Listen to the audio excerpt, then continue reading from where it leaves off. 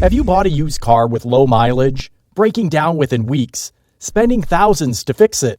The odometer is worthless. There is no way to validate it. It tells us how far the car has traveled, but no engine history.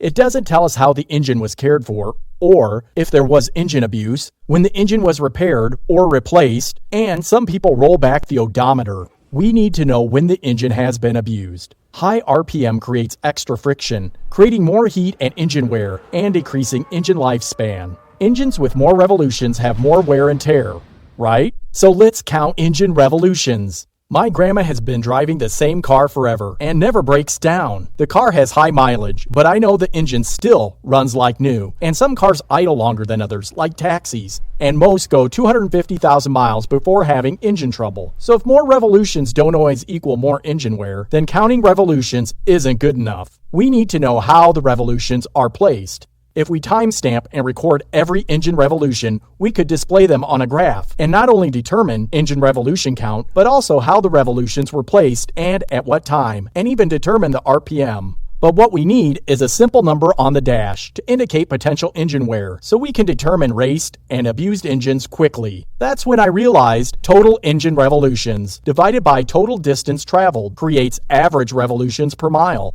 Car 1 drives 2 hours at 55 miles per hour for 110 miles, averaging 1900 RPMs. 1900 times 120 minutes equals 228,000 revolutions divided by 110 miles equals 2,072 average revolutions per mile. Car 2 drives 2 hours at 80 miles per hour for 160 miles, averaging 4,200 RPM. 4,200 times 122 minutes equals 504,000 revolutions divided by 160 miles is 3,150 average revolutions per mile. That's over 500,000 revolutions in 2 hours.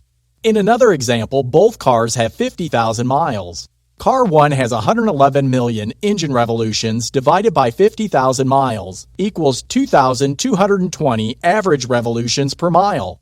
Car 2 has 198 million engine revolutions divided by 50,000 miles is 3,960 average revolutions per mile. Both driven the same time or same distance, and one has double engine wear. We now know, and average revolutions per mile is a ratio protecting the odometer. In the last example, if the odometer was set back to 25,000 miles, average revolutions per mile doubles to 7,950, devaluating the car and raising a red flag to avoid purchasing it. If someone disconnects the odometer or speedometer, engine revolutions are still counted, and now against average revolutions per mile. Plus, if engine revolutions and movement are detected, but no mileage, check engine light, alerts for odometer malfunction, and mileage is still recorded utilizing onboard GPS. The next time the car is serviced, the odometer will be checked, repaired, and corrected, adding back missing miles recorded by GPS. All data is uploaded to a website that allows us to divide the distance traveled by time, so we can determine speed. A car that has traveled 1 mile in 1 minute is going 60 miles per hour. We can also determine gear. A car going 20 miles per hour at 7,000 RPM must be in first gear, identifying both engine and transmission abuse. So anyone can determine engine wear by a number or go online to view full engine and transmission history for any period in recorded history.